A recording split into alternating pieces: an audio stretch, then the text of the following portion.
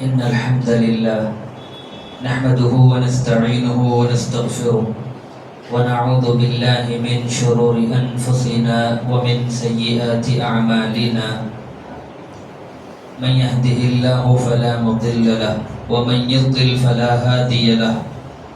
وأشهد أن لا إله إلا الله وحده لا شريك له وأشهد أن محمدا عبده ورسوله. أما بعد فإن خير الحديث كتاب الله وخير الهدي هدي محمد صلى الله عليه وسلم وشر الأمور محدثاتها وكل محدثة بدعة وكل بدعة ضلالة وكل ضلالة في النار.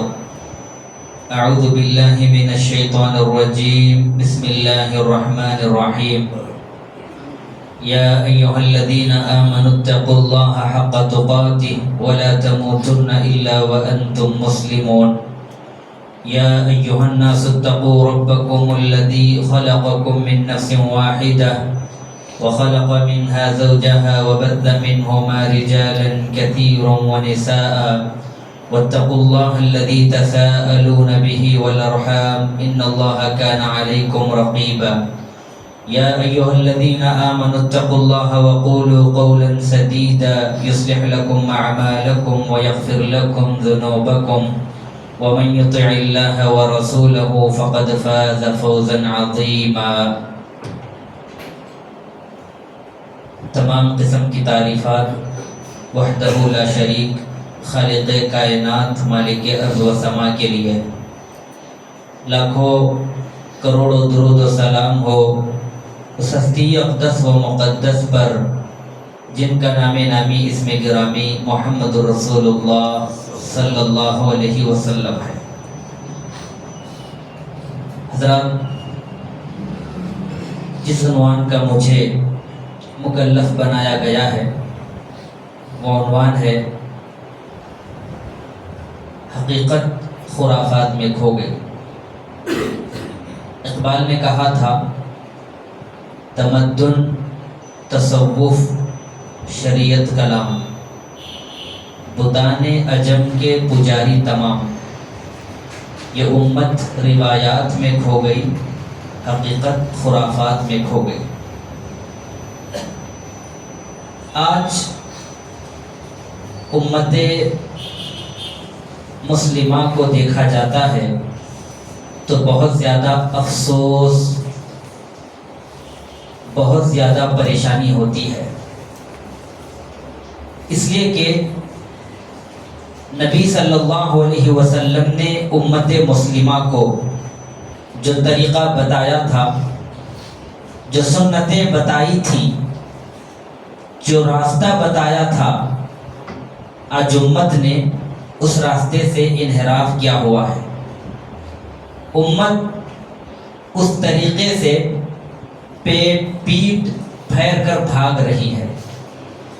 نبی صلی اللہ علیہ وسلم نے امت مسلمہ کو بدعات، محدثات، خرافات، شرک جیسے دلدل سے بچایا تھا.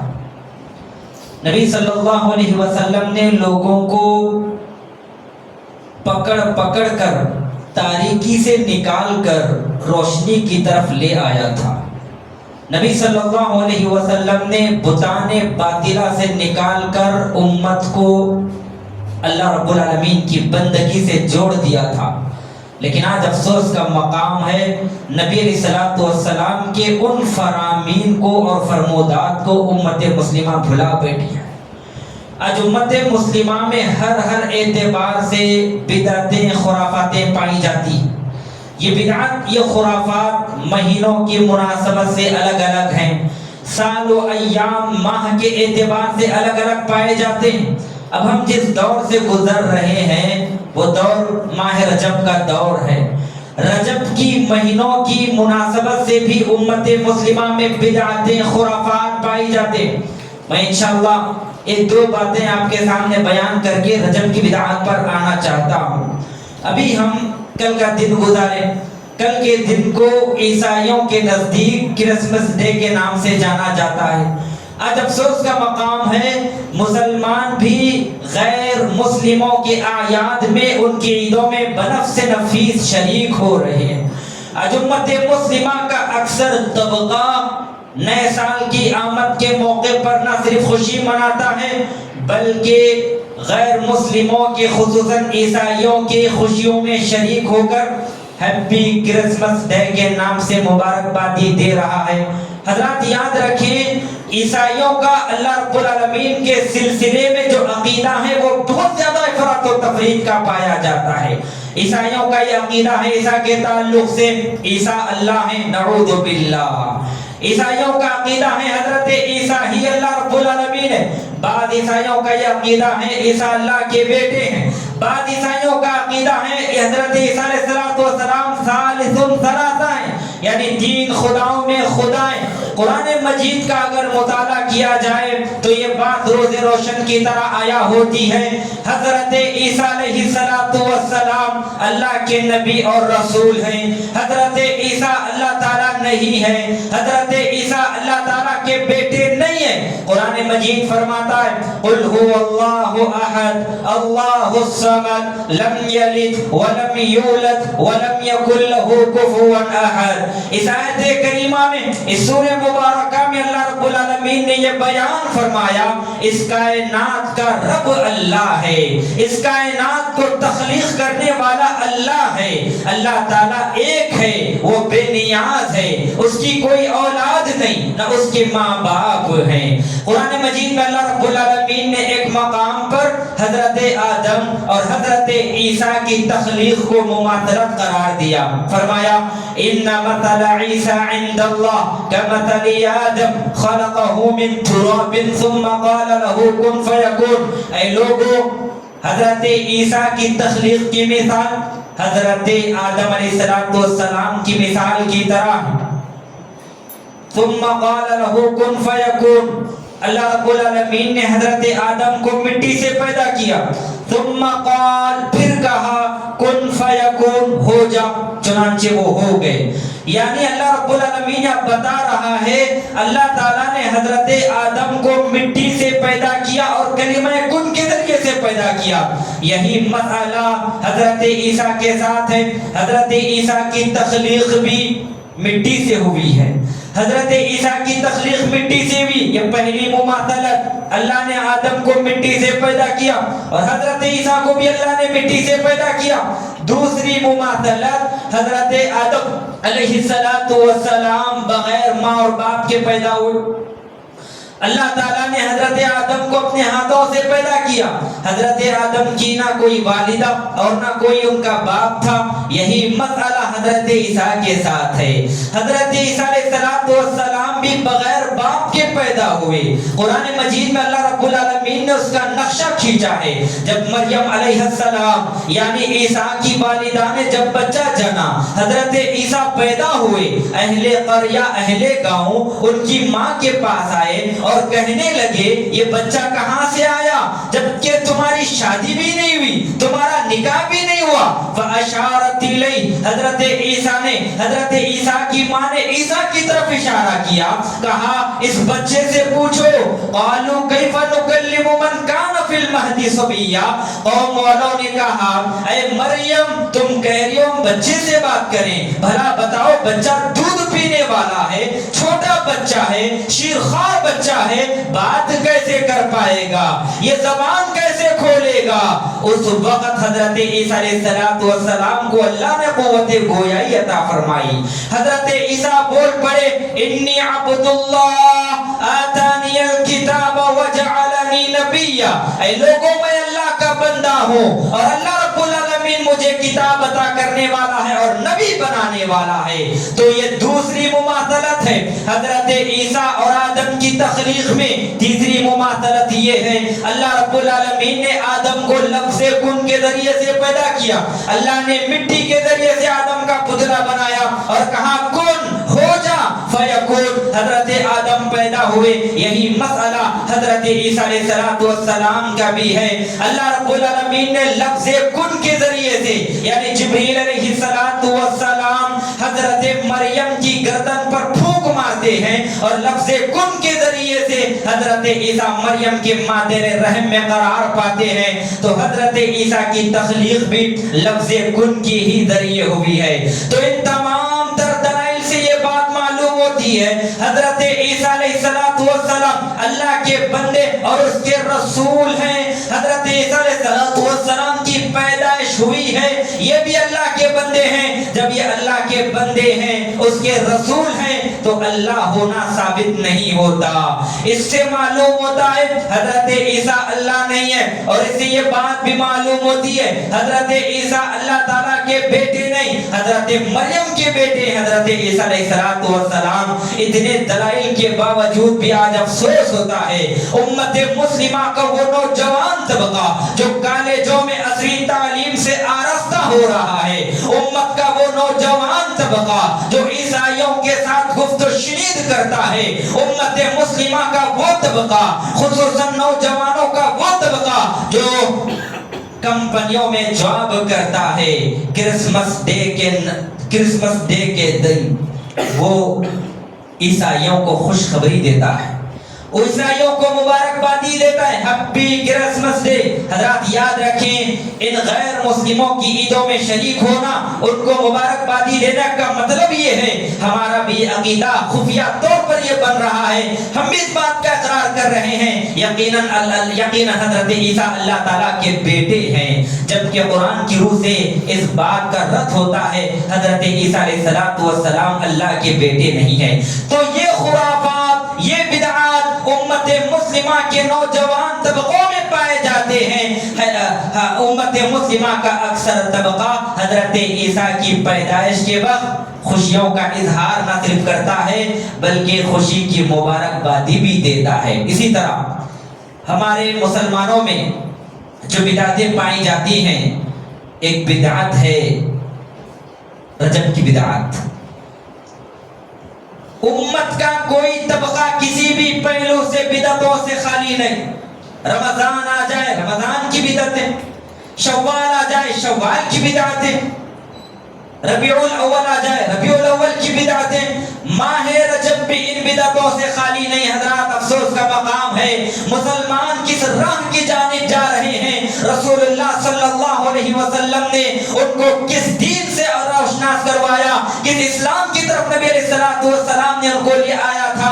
آج افسوس کا مقام ہے اس طریقے سے ان سنتوں سے مسلمان بالکل انحراف کر چکا ہے۔ رسول اللہ نے کہا نمازیں پڑھو، مگر امت کا ایک طبقہ نمازوں سے غافل ہو کر ایسی نمازوں کا اہتمام کرتا ہے جن نمازوں کا ثبوت رسول اللہ کی احادیث سے نہیں ملتا۔ امت مسلمہ کا ایک طبقہ ماہ رجب کی مناسبت سے ایک نماز کھڑا ہوا ہے صلاۃ الرغائب کے نام سے۔ صلاۃ الرغائب یہ نماز مسلمانوں نے کھڑا ہے، اللہ کے نبی علیہ السلام سے یہ نماز ثابت نہیں۔ یہ نماز کا طریقہ کیا ہے؟ ہوتا یہ ہے امت کا ایک اکثر طبقہ ماہ رجب کی پہلی جمعرات کو روزہ رکھتا ہے، اور جب افطاری کر لیتا ہے تو جمعہ کی شام مغرب اور عشاء کے درمیان 12 رکعت ادا کی جاتی ہے۔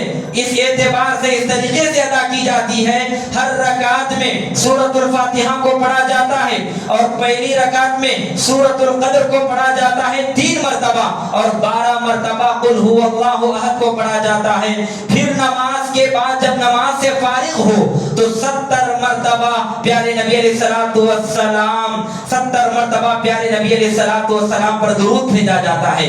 70 مرتبہ اللہم صلی علی محمد النبی الامی وعلی آلہ، اس درود کا اہتمام کیا جاتا ہے۔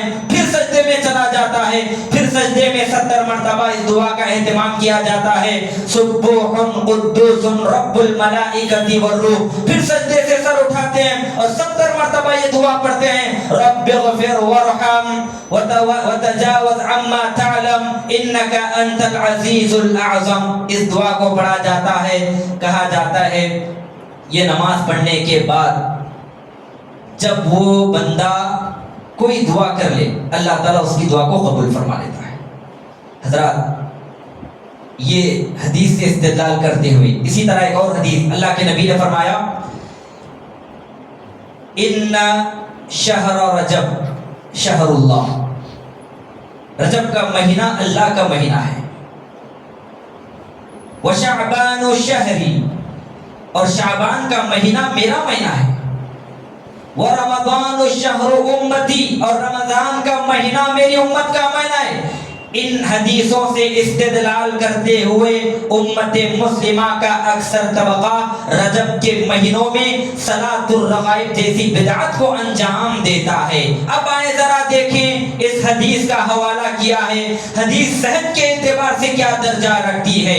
ابن الجوزی رحمہ اللہ نے اپنی کتاب الموضوعات میں اس حدیث کو نقل کر کے کہتے ہیں یہ حدیث پیارے نبی محمد رسول اللہ صلی اللہ علیہ وسلم پر کھڑی گئی ہے، اللہ کے نبی علیہ الصلوۃ والسلام پر کھڑی گئی حدیث ہے۔ اور امام ذہبی رحمہ اللہ فرماتے ہیں بل لعلہم لم یخلقوا، شاید کہ اس روایت کو، اس حدیث کو روایت کرنے والے راوی آدمی پیدا ہی نہیں ہوئے۔ اب ذرا بتلاؤ جو روایت کرنے والے راوی پیدا ہی نہیں ہوئے، جو حدیث رسول اللہ پر کھڑی گئی ہے، جو حدیث صحت کا درجہ نہیں رکھتی، اور اللہ کے نبی صلی اللہ علیہ وسلم سے بھی یہ نماز ثابت نہیں ہے، تو ہم کیسے ان نمازوں کا اہتمام کر سکتے ہیں؟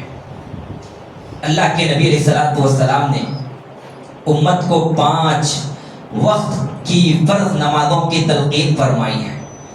جب اللہ کے نبی اس دنیا سے جا رہے تو اللہ کے نبی نے فرمایا الصلاۃ الصلاۃ، لوگوں نماز پڑھو نماز پڑھو۔ کون سی نمازیں؟ 5 وقت کی نمازیں پڑھو، فجر کا اہتمام کرو، ظہر پڑھو، عصر پڑھو، مغرب پڑھو، عشاء پڑھو۔ لیکن آج افسوس کا مقام ہے امت مسلمہ کی تباہی پر، امت مسلمہ کی عقل پر دکھ ہے، افسوس ہے۔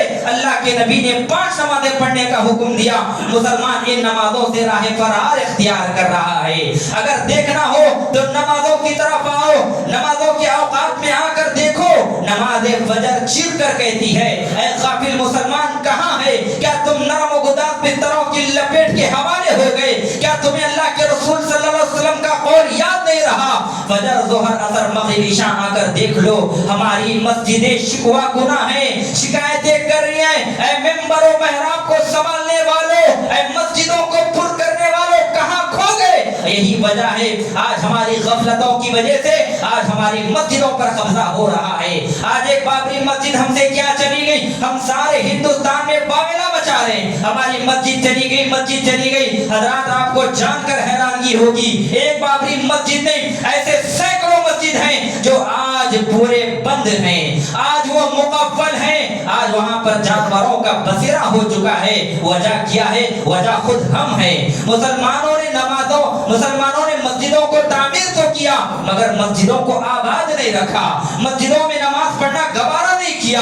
اقبال نے کہا تھا من اپنا پرانا پاپی ہے برسوں سے نمازی بن نہ سکا، من اپنا پرانا پاپی ہے برسوں سے نمازی بن نہ سکا۔ جو نمازیں پڑھنا تھا وہ نمازیں تو ہم پڑھتے نہیں، جس نماز کا ثبوت نہیں، جو نماز رسول اللہ سے ثابت نہیں، وہ نماز ہم ادا کرنے کی کوشش کرتے ہیں۔ تو صلاۃ الرغائب ماہ رجب کے مہینے میں اس نماز کو پڑھا جاتا ہے۔ یہ نماز رسول اللہ سے ثابت نہیں، حدیث سے ثابت نہیں، اور صحابہ سے بھی ثابت نہیں، تابعین تبع تابعین سے ثابت نہیں۔ یہ تو 34 صدی کے آخری میں، 34 صدی ہجری کے آخر میں ایک بدعتی شخص نے اس کو ایجاد کیا تھا، اور تبھی سے مسلمان اس کا اہتمام کر رہے ہیں۔ رجب کی دوسری بدعت، فضیلت کا عقیدہ رکھ کر رجب کے مہینے میں زیادہ سے زیادہ روزے رکھنا، اور رجب کے مہینے میں روزے رکھنے کی بھی ان کے پاس قسمیں، لکھبی روزہ، یعنی اگر کوئی شخص 1 روزہ رکھے تو اس کو 1,00,000 روزوں کے برابر ثواب دیا جائے گا۔ ہزاری روزہ، یعنی رجب کے مہینے میں اگر کوئی 1 روزہ رکھے تو اس کو 1000 روزوں کا ثواب دیا جائے گا۔ اسی طرح مریمی روزہ جو رجب کی 10ویں تاریخ کو رکھا جاتا ہے، اور اسی طرح رجب کی 27ویں تاریخ کو بھی روزہ رکھا جاتا ہے۔ حضرات یاد رکھیں نبی صلی اللہ علیہ وسلم سے رجب کے مہینے میں مخصوص عقیدہ، مخصوص اعتقاد کے ساتھ روزہ رکھنا ثابت نہیں ہے۔ اگر روزہ رکھنا چاہ رہے ہیں تو جمعرات اور پیر کا روزہ رکھ لیں، اور اگر رکھنا چاہیں رکھ لیں، مگر مخصوص فضیلت کا عقیدہ نہ رکھیں۔ اللہ کے نبی علیہ السلام کے حوالے سے یہ بات قرآن حدیث سے نہیں ملتی۔ اللہ کے نبی علیہ السلام نے رجب کے مہینے میں مخصوص فضیلت کا اعتقاد رکھ کر، عقیدہ رکھ کر روزہ رکھا ہو، اور دلائل بھی دیے جاتے ہیں۔ دلیل کیا دی جاتی ہے؟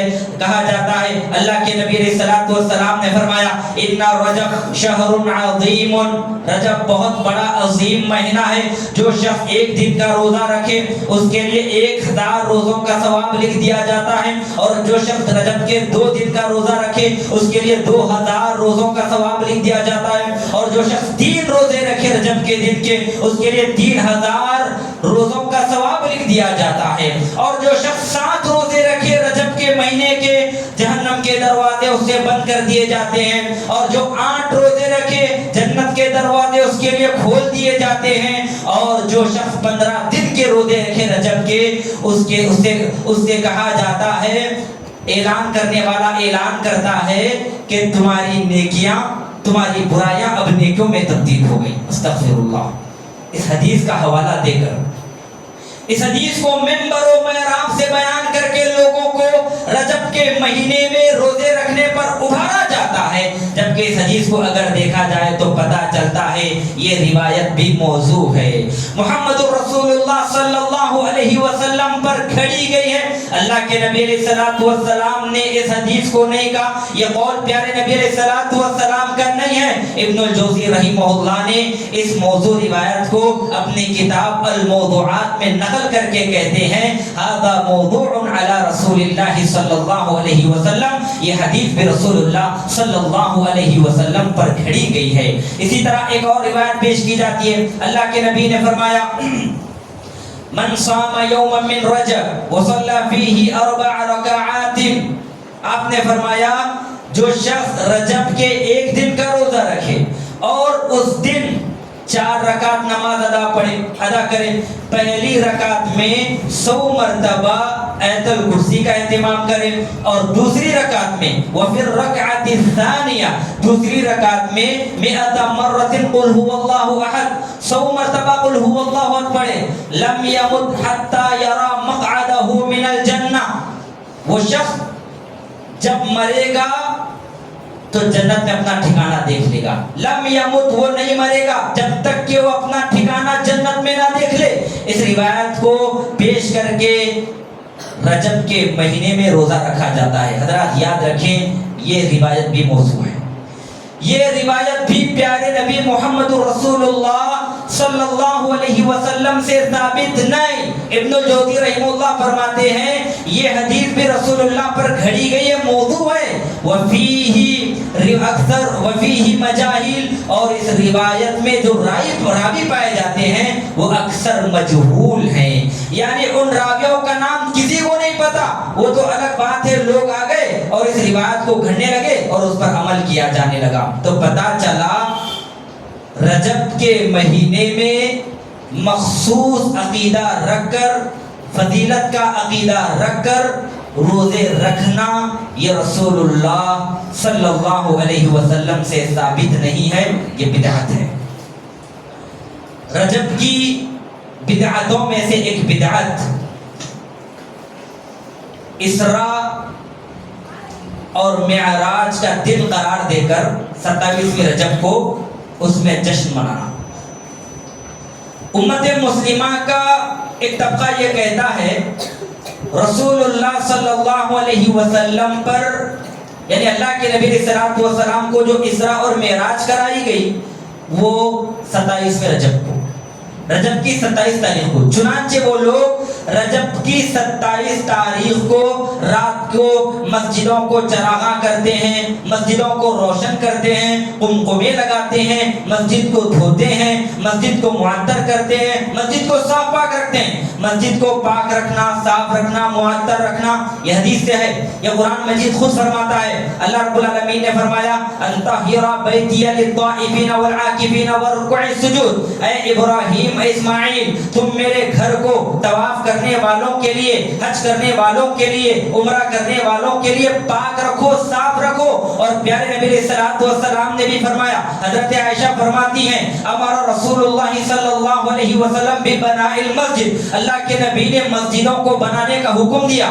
اور ساتھ ہی ساتھ اللہ کے نبی نے یہ بھی حکم دیا، مسجدوں کو بنانے کے بعد مسجدوں کو معطر کرو، اس کو خوشبودار بناؤ، مسجد کو پاک رکھو، مسجد کو صاف رکھو۔ یقیناً مسجد کو صاف رکھنا، پاک رکھنا، یہ حدیث رسول اللہ صلی اللہ علیہ وسلم سے پتہ تو چلتا ہے، مگر رجب کے دن مخصوص عقیدے کا، مخصوص فضیلت کا عقیدہ رکھ کر خصوصاً 27ویں رجب کو مسجد میں قمقمے لگانا بدعت ہے، مسجد کو روشن کرنا بدعت ہے، مسجدوں میں غیر شرعی طور پر نوافل کا اہتمام کرنا بدعت ہے۔ رجب کی 27ویں تاریخ کو لوگ نمازوں کا اہتمام کرتے ہیں یہ عقیدہ رکھ کر کہ اسی رات کو اللہ کے نبی علیہ الصلوۃ والسلام کو اسراء اور معراج ہوئی۔ حدیث کا اگر مطالعہ کیا جائے، تاریخ کا مطالعہ کیا جائے، حضرات یہ بات پتہ چلتی ہے اہل علم کے درمیان اسراء اور معراج کو لے کر، یعنی اللہ کے نبی نے اسراء اور معراج کب کی، ان کے مابین شدید اختلاف پایا جاتا ہے۔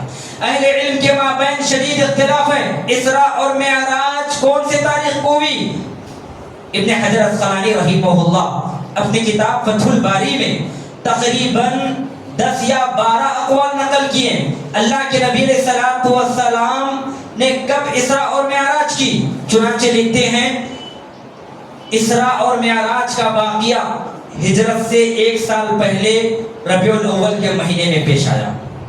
ایک دوسرا قول یہ ہے یہ ہجرت کے 6 مہینے پہلے پیش آیا۔ تیسرا قول یہ ہے اسراء اور معراج کا واقعہ ہجرت سے 8 ماہ پہلے پیش آیا۔ ایک چوتھا قول یہ ہے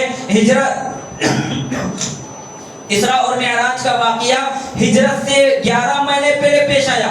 تقریباً 10 سے 12 اقوال کو نقل کرنے کے بعد لکھتے ہیں، خصوصاً صفی الرحمن مبارک پوری اپنی کتاب الرحیق المختوم میں لکھتے ہیں، ان تمام تر اقوال کو سامنے رکھ کر پڑھنے سے یہی بات معلوم ہوتی ہے نبی علیہ الصلوۃ والسلام کو جو ہجرت، نبی علیہ الصلوۃ والسلام کی جو اسراء معراج ہوئی وہ ہجرت سے 1 سال پہلے ربیع الاول کے مہینے میں ہوئی، یہی راجح قول ہے۔ اب ذرا بتائیے ہجرت سے 1 سال پہلے ربیع الاول کے مہینے میں اسراء اور معراج کا واقعہ پیش آیا، جبکہ امت کا طبقہ 27ویں رجب کو اسراء اور معراج کا واقعہ منا رہا ہے، جشن منا رہا ہے۔ حضرات سوچئے اسراء اور معراج کسی اور مہینے میں کسی اور تاریخ کو ہوئی ہے، اور یہاں پر امت کا ایک اکثر طبقہ 27ویں رجب کو عقیدہ یہ رکھ کر کے اللہ کے نبی علیہ الصلوۃ والسلام کو اسراء اور معراج اسی مہینے کی اسی تاریخ میں ہوئی جشن منا رہا ہے، قمقمے لگا رہا ہے، نمازوں کا اہتمام کر رہا ہے، اور پھر اس کے اگلے دن کا روزہ رکھ رہا ہے۔ یہ نبی علیہ الصلوۃ والسلام سے ثابت نہیں ہے۔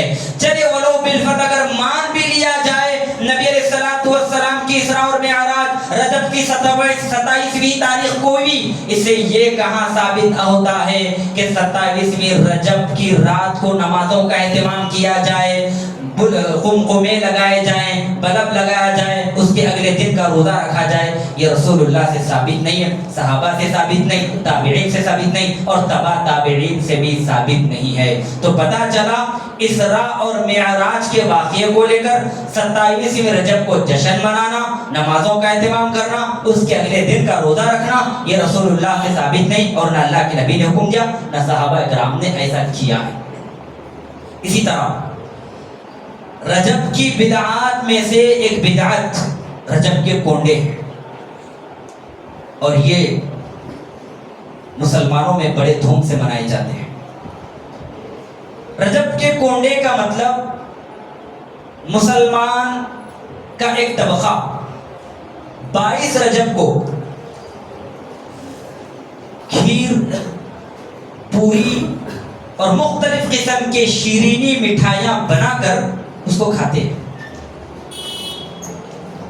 اس کے پیچھے عقیدہ کیا ہے؟ عقیدہ یہ وہ کہتے ہیں، امام جعفر صادق رحمہ اللہ کا قول ہے،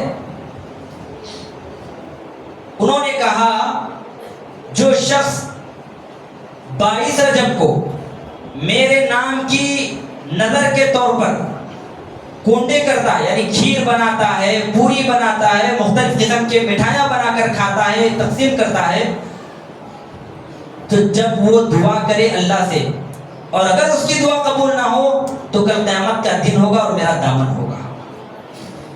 امام جعفر صادق علیہ الرحمہ کے اس قول کو نقل کر کے لوگوں میں پھیلا کر امت کا اکثر طبقہ 22 رجب کو کونڈے جیسی رسم کو انجام دیتا ہے، کھیر پکاتے ہیں، پوریاں پکائی جاتی ہے، کھایا جاتا ہے، لوگوں کو کھلایا جاتا ہے۔ حضرات سوچئے امام جعفر صادق رحمۃ اللہ علیہ کا اس قول سے دور دور تک واسطہ نہیں، جبکہ امام جعفر صادق کی نہ وفات ہوئی 22 رجب کو، نہ ان کی پیدائش ہوئی، اور دوسری چیز امام صادق جعفر جیسا شخص متبع سنت وہ کیسے کہہ سکتا ہے غیر اللہ کی نظر و نیاز کرنے کے لیے، جبکہ قرآن مجید میں اللہ رب العالمین نے فرمایا وَمَا أُهِلَّ لِغَيْرِ اللَّهِ بِهِ، جو بھی چیز غیر اللہ کی نظر کی جائے وہ شرک ہے، حرام ہے، وہ جائز نہیں ہے۔